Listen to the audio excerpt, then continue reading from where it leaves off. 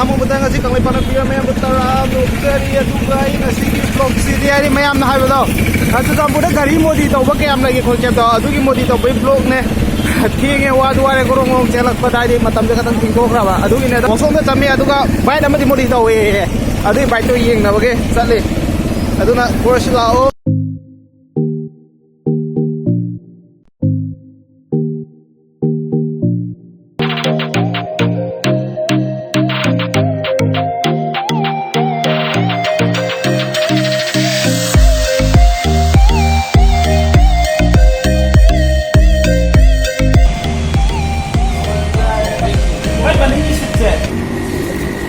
Maning di situ ya ni mana ya juga mama kan yang warna tua kan ngai gali ya kali di mana juga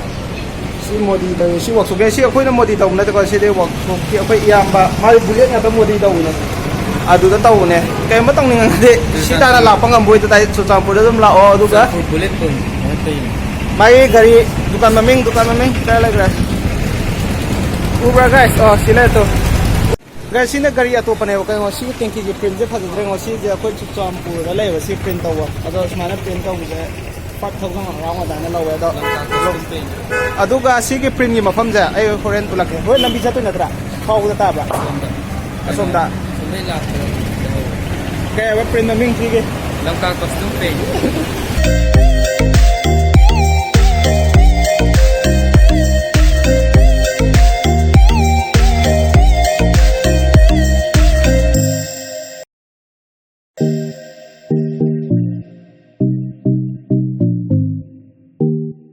Aduh kan beragam saya modi ni pakai nak tahu ke Churachandpur ni modi yang sana ada aizol kan nak nak beragam nak aizol tu modi yang tu dah na aduh kan modi je aduh mati fajar nak tahu ke aduh loe sum yum dah long lagi ba aduh na yum dah lagi bagai tu di nambang amre aduh aku ini nak tahu jadi babai tahu jadi masa masuk kata ni modi fajar na modi you ni heavy ni lagi ba aku ini sum body si magai isyarat tu pun sum macam lembut kai boleh tahu ni ba aduh modi fajar nak tahu aduh na modi tahu jadi kan tu silai yang macam mana kata ni Oke, modi luar le, kena matang atau bawa sama pun cecek, apa betul pakai le? Kamu le bro nang nak? Di rumah tak, masuk mana tak? Jalan gini, kurang biru je lah, dunia teraka. Mungkin ni paham le, bapa. Ini mungkin kamu je. Kau mesti kan? Guys, itu tu modi pantau ni, tu ayat sendiri tu modi tahu boleh ni, tu tu. Semua lau le le melu raga, tu nama pun tu tu gari yang di le, yang pick pak, sila le, sila modi. Ada bermarungi gari ini atau isi itu mati Allah. Kesi di modi di nanti masalah ini.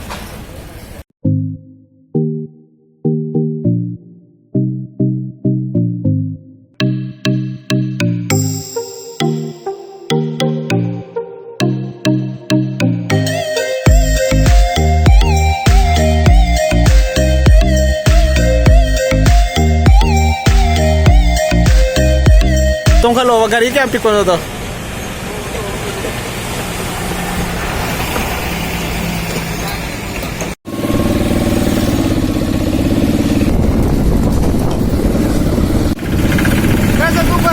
Amazon lagi pun kau pada, memanggil video dah sangat kira dah. Rasa tu baik Amazon ni pun kau pada. Dari ngatang wang among kandre Churachandpur itu. Rasa tu baik Amazon ni pun kau pada. Dari ni lagi kau tu hafsan baru ada lu ni ada kau tu saya orang video lu ada pada. Aduh lagi.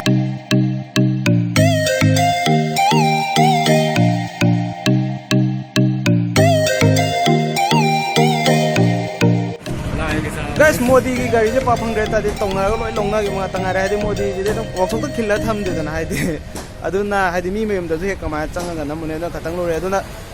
bule ki showroom ma lai ba Churachandpur da yam chaw ngate na boile ki song de pitta ado sidoina pet changa ga namar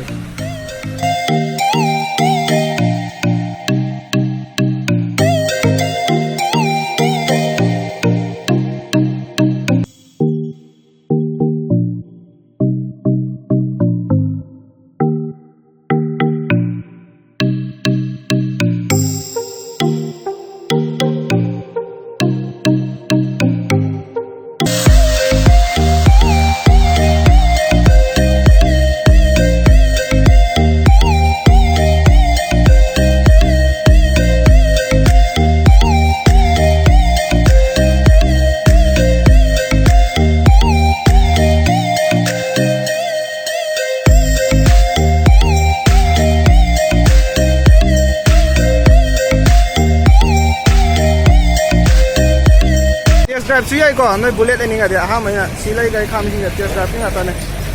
ꯑꯗꯨꯒ ꯊꯧꯔꯒ ꯑꯗꯨꯝ ꯊꯧꯅꯤꯡ ꯃꯑꯣꯡ ꯊꯧ ꯌꯥꯅꯤ ꯃꯣꯗꯤꯒꯤꯗꯤ ꯌꯥꯝ ꯐꯪꯗ꯭ꯔꯦ ꯒꯥꯏꯁ ꯑꯗꯨꯒ ꯁꯤ ꯃꯣꯗꯤ ꯇꯧꯕ ꯅꯠꯇꯦꯀꯣ ꯅꯧꯅ ꯑꯃꯨꯛ ꯁꯦꯝꯕ ꯍꯥꯏꯇꯥꯔꯦ ꯑꯗꯣ ꯁꯤ ꯍꯥꯏꯐꯦꯠꯇꯪ ꯌꯦꯡꯕꯤꯌꯨ ꯀꯨꯏꯅ ꯊꯝꯖꯟꯕ ꯏꯐꯨꯟ ꯉꯥꯛꯇ ꯉꯥꯏꯔꯦꯅꯦ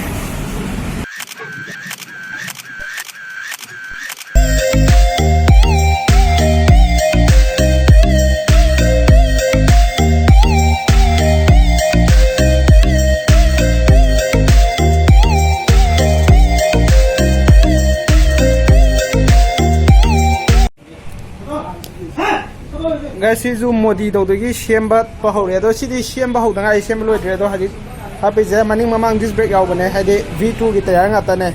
ꯑꯗ ꯄꯝ ꯑꯃ ꯍꯥꯞꯄꯦ ꯁꯤꯁꯨ V2ꯒꯤ ꯆꯦꯁꯤꯁ ꯍꯥꯏꯇꯥꯔꯦ ꯃꯅꯤꯡꯒꯤ ꯑꯗꯨꯒ ꯁꯤꯠꯁꯦ ꯌꯥꯝ ꯇꯦꯟꯅ ꯄꯥꯜꯂꯅꯤ ꯍꯦꯟꯗꯜ ꯐ ꯂꯥꯛꯑꯦ ꯑꯗꯨꯒ ꯁꯤꯒꯤ ꯁꯦꯟꯖꯔ ꯄꯥꯏꯞꯇꯨꯅ ꯑꯩ ꯍꯣꯔꯦꯟ ꯎꯠꯂꯛꯑꯒꯦ ꯑꯩꯈꯣꯏ ꯋꯥꯛꯁꯣꯞꯇ ꯂꯩꯍꯧꯕꯅꯦ ꯐꯗꯤ ꯐꯖꯔꯦꯗꯀꯣ ꯀꯥꯃꯥ ꯕꯦꯇ꯭ꯔꯤꯅ ꯁꯤ ꯃꯌꯥꯏꯗ ꯂꯩꯔꯦ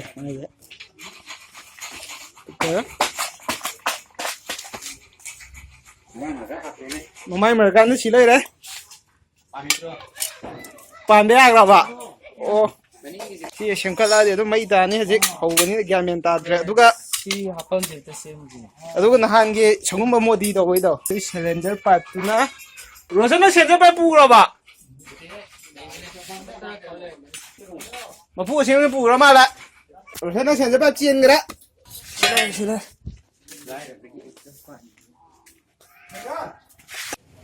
ꯁꯤ ꯂꯩꯔꯦ ꯁꯤ ꯅꯪ ꯉꯁꯥꯏꯒꯤ ꯀꯩꯅꯣꯗꯣ RX ꯅꯪꯗꯣ RX ꯈꯟꯗꯦ ꯅꯠꯇ꯭ꯔꯥ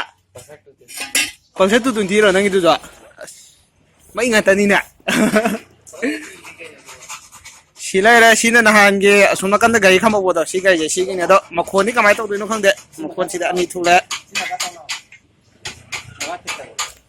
ꯑꯣ ꯍꯧꯖꯤꯛꯀꯤ ꯒꯥꯔꯤ ꯑꯃ ꯐꯤꯠ ꯇꯧ ꯂꯣꯏꯈ꯭ꯔꯦ ꯁꯤꯅꯤꯗ ꯌꯥꯝ ꯏꯆꯝ ꯆꯝꯅꯀꯣ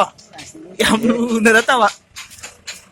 ꯁꯨꯃꯥꯏꯅ ꯂꯥꯛꯑꯒ ꯑꯗꯣ ꯃꯥꯏꯁꯦ ꯃꯥꯛꯁꯇꯤ ꯌꯥꯝ ꯀꯥ ꯍꯦꯟꯅ ꯍꯥꯞꯄꯤ ꯅꯨꯡꯉꯥꯏꯌꯦ ꯑꯗꯨꯅ ꯃꯅꯤꯡꯗ ꯁꯨꯃꯥꯏꯅ ꯑꯃꯅꯤꯇꯪ ꯍꯥꯞꯄꯒ ꯑꯗꯨꯝ ꯂꯣꯏꯁꯟꯕ ꯍꯥꯏꯗꯤ ꯒꯥꯔꯤꯁꯦ ꯌꯥꯝ ꯄꯤꯛꯅ ꯒꯥꯏꯁ ꯅꯍꯥꯟꯒꯤ ꯀꯩꯅꯣ ꯁꯤꯒꯅꯦꯜ ꯂꯥꯏꯠ ꯀꯩꯀꯩꯗꯣ ꯑꯗꯨꯗ ꯍꯥꯞꯈ꯭ꯔꯦ ꯇꯣ ꯒꯥꯏꯁ ꯁꯤꯒꯅꯦꯜ ꯂꯥꯏꯠꯅ ꯁꯤꯗ ꯍꯥꯞꯄꯦ ꯑꯗꯨꯒ ꯂꯥꯏꯠ ꯈꯔ ꯁꯥꯡꯕꯗꯨꯅ ꯁꯤꯗ ꯅꯞꯄꯦ ꯌꯦꯡꯉꯣ ꯑꯗꯣ ꯁꯤ ꯃꯅꯤꯡꯒꯤꯁꯦ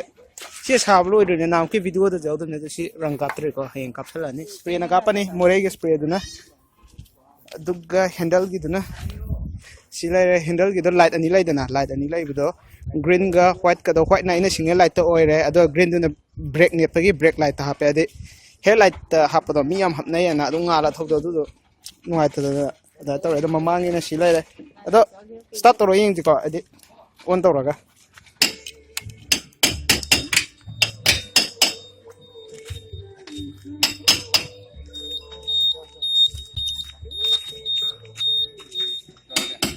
ꯇꯧꯔꯣ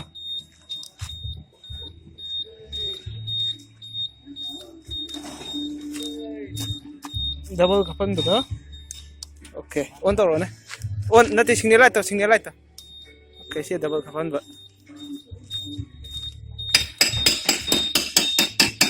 गैस अने खन बताय दे अखोगे अमेज़न की पोचे सी पोचे में क्वालिटी से एकदम फैन खल ब्रेक ने लोने पुलक ngam be nge सी खन ओके पुलक ngam ai kam da Amazon की सिगुम पोचे सी क्वालिटी एकदम फैन खले तो कयम बसी पोचक से कक ngadi description da link da pam ge ko ma ge ꯀꯛꯅꯕꯤꯗꯣ ꯑꯩꯒꯤ ꯂꯤꯡꯗꯣ ꯑꯗꯨꯝ ꯆꯪꯉ ꯑꯗꯨꯝ ꯀꯛꯄ ꯌꯥꯅꯤ ꯃꯃꯜ ꯃꯊꯥ ꯈꯪꯅꯤꯡꯉꯒꯗꯤ ꯑꯩꯅ ꯍꯣꯔꯦꯟ ꯂꯣꯏꯔꯛꯄꯗ ꯚꯤꯗꯤꯑꯣ ꯃꯇꯦꯛ ꯑꯃ ꯊꯣꯛꯂꯛꯀꯦ